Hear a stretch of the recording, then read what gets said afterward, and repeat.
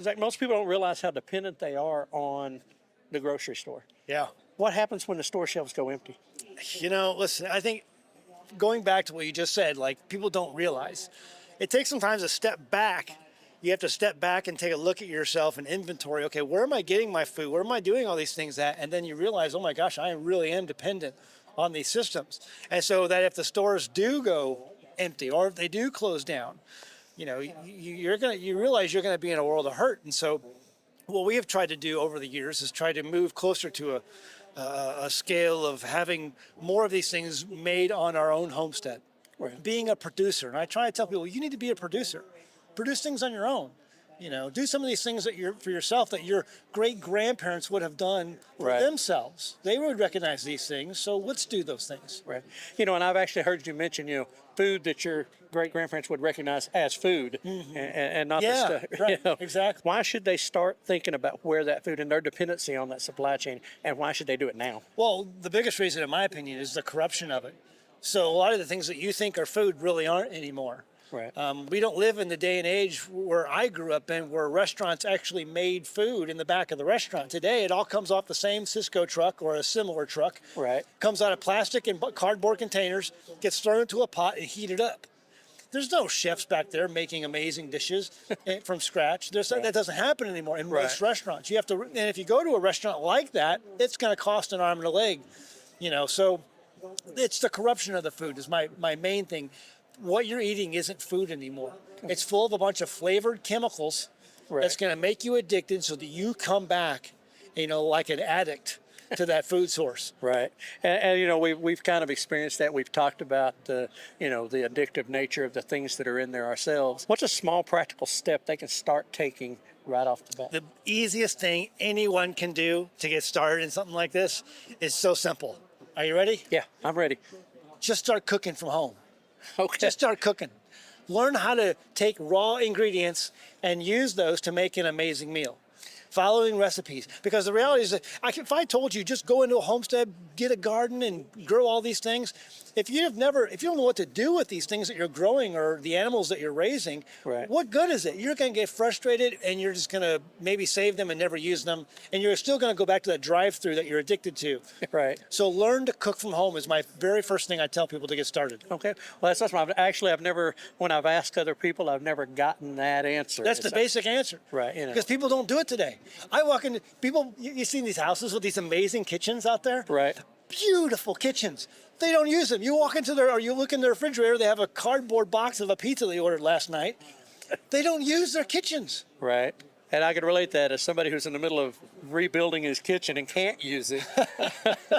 And so just one small change does make that difference. And we tell people just make a step. Right. What's some beginner-friendly steps as far as if they want to source locally their food or they want to grow for themselves? What's kind of a beginner basic? You got to do that research. You got to put that in that footwork of looking up farmers and other people who grow these things, making those network connections, and then saying, "Hey, listen, can I buy your product? Buy your raw dairy, or buy your vegetables, or buy your meat that you sell," and then become a customer. Because what you're doing is now you're participating in that market, and that's going to ensure that producer keeps producing in order to fulfill those needs that you now have. And so that's a great way to participate in that new system, the system outside the system. Right. And then at some point you can be part of that system. You can be part of that producing system where you're growing some of these things and maybe even selling them to other people or sharing them with other people or just using them yourself, being a consumer of the things that you produce on your own. It's a mindset that you have to change. And I know it takes a little bit of time to get there, but it's a change of mindset to actually get out there and just start doing it. How important are these kind of events to that mindset change and building that community? It's fantastic because you get to come out to a place like this and see the crowds and all of the vendors and all of the speakers, and you're like, I'm not alone.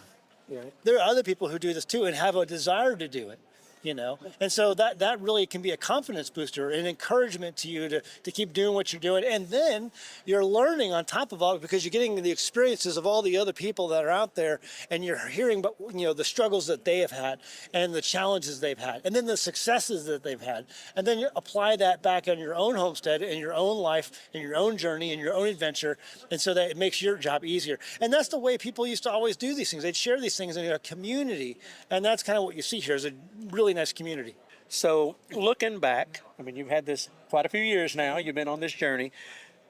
What do you think was like the single biggest decision you made in becoming more self-reliant and heading down this road? At some point, you have to take that first step. Right. And taking that first step was probably the biggest thing. Just doing it. Because I see some people, and they get stuck in the middle of nowhere. They don't know where to begin or where to start, and they just sit there.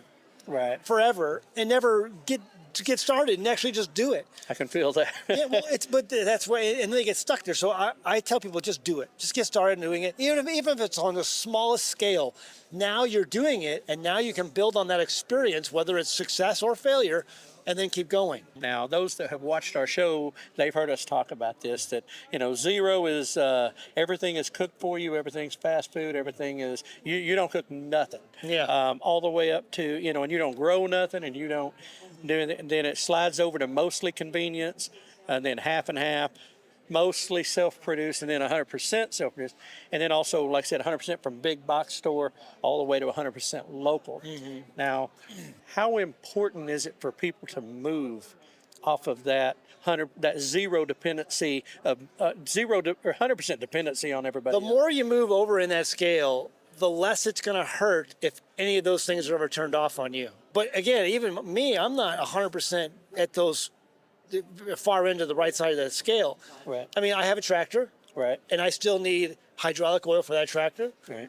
Motor oil for that tractor. I have to buy that at the big box store, so you can't say I'm 100% off the big box stores, even though I try to not use it as much as I need to. I still have to use those things. And even pioneers back in the day, they had the general stores where they would barter and trade and bring things in.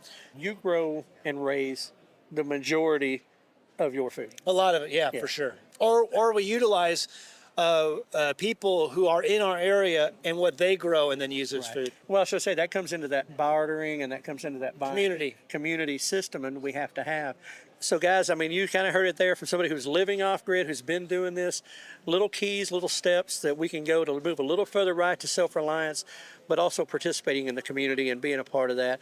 So you can find Zach on AmericanHomestead.com. Mm-hmm. Yep. And I know you're still out on the other socials a little bit. Yeah, I'm on YouTube, obviously, and then I'm also on X. So follow me on X. Yeah, and so a lot of information besides food that Zach puts out. So definitely want to check him out there and, see what's going on in his world, get some stuff. He puts out great videos, great content. Zach, we appreciate you taking the time to sit with us. It's great coming out here today. I love it. Absolutely, and we'll look forward to hopefully seeing you again. I know we're going to be in Ozarks in September as well. So it'll be fantastic. Yeah, and so folks, there it is, just a little bit of information that you can take with you, coming from another one of the many experts that we find here in the homesteading community. Now, we say something at the end of everything. We always say, prepare for the unexpected and keep it local. Absolutely. That's how we're going to sign. Great advice. Right. All right, everybody, this is Ryan, the Farm to Table Direct Show. I'm here with Zach Bauer from An American Homestead. And as we say at the end of every broadcast, every show, prepare for the unexpected and keep it local.